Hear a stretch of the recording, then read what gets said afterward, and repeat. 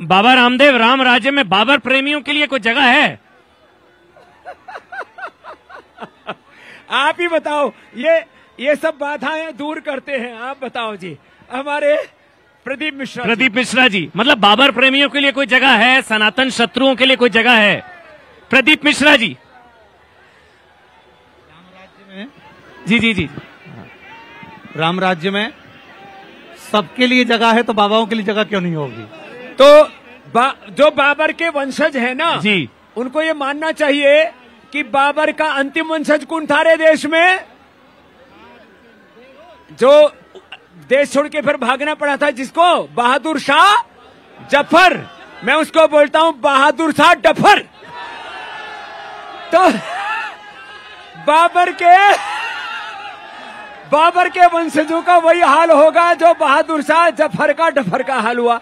आज बाबर के वंशजों को सड़क के ऊपर पान का एक खोखा भी नसीब नहीं, और चाय बेचने वाला का बेटा प्रधानमंत्री बन गया।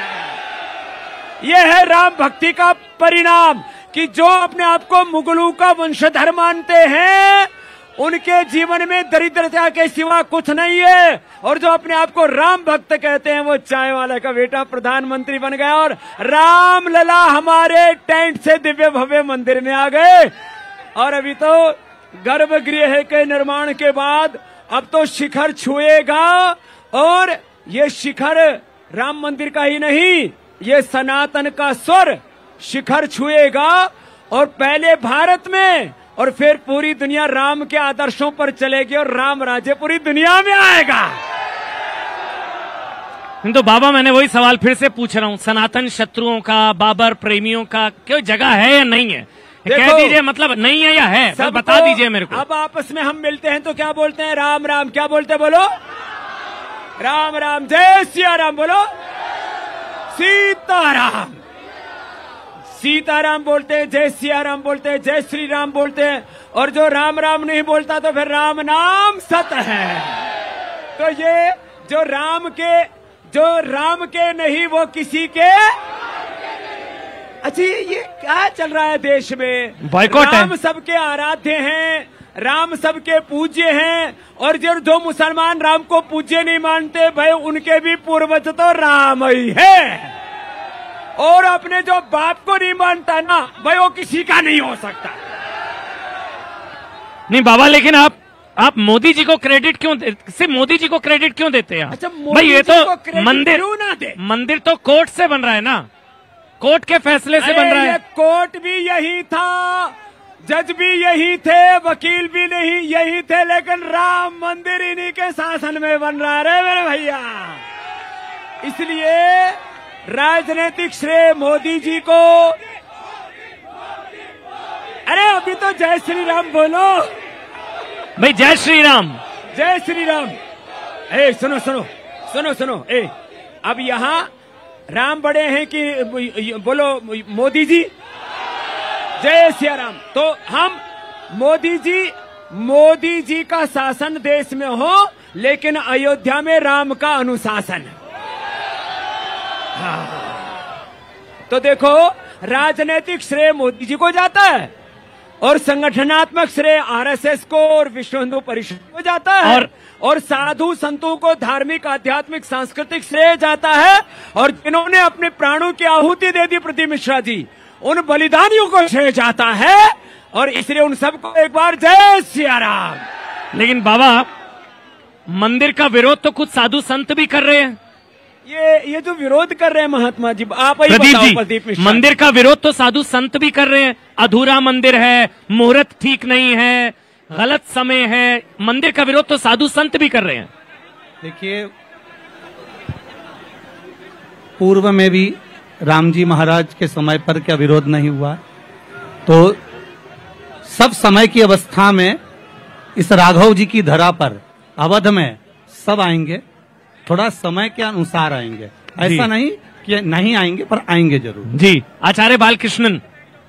भगवान श्री राम स्वयं कालातीत हैं, उनको काल की घड़ी में बांधना मनुष्य के सामर्थ्य से बाहर है। इसलिए भगवान श्री राम लला टेंट से यदि मंदिर में विराजमान हो रहे हैं, इससे भव्य दिव्य और शुभ मुहूर्त कुछ हो नहीं सकता।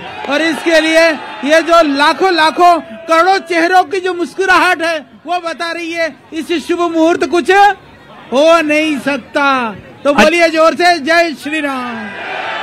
अच्छा बाबा, एक सवाल है आपसे। आज ये जिस तरह का हम उत्साह, उमंग, उल्लास देख रहे हैं, मतलब क्या आपने कल्पना की कि परमात्मा की प्राण प्रतिष्ठा के लिए ऐसा जश्न होगा एक देश में, प्रभु राम के लिए ऐसा जश्न? यह राम की पैड़ी से लेकर के पूरे अयोध्या से लेकर के पूरा राष्ट्र और पूरा विश्व आज जय सिया राम कर रहा है। कुछ बदल रहा है। ये जो बदलाव है, ये वैचारिक बदलाव है, ये सांस्कृतिक बदलाव है, ये राजनीतिक बदलाव है, ये सामाजिक बदलाव है, ये वैश्विक बदलाव है। और ये बदलाव है राम मंदिर के निर्माण के साथ चरित्र निर्माण और नए राष्ट्र के निर्माण का ये शंखनाद है। इसलिए राम मंदिर मात्र कोई ईंट पत्थर नहीं है, ये राम मंदिर चरित्र निर्माण, राष्ट्र निर्माण और राम राज्य के निर्माण का शंखनाद, उसकी आधारशिला है। और ये राष्ट्र राम के आदर्शों पर चलता रहा है।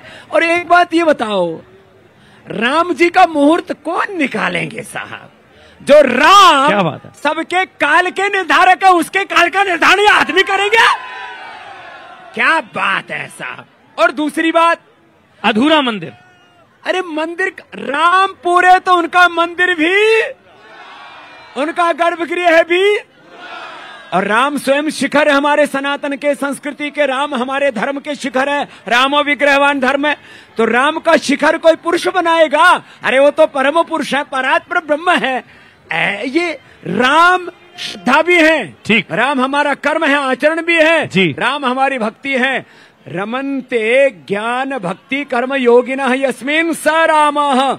राम जो सब में रम रहे हैं, सबको रमा रहे हैं, सबको क्रीड़ा करा रहे हैं।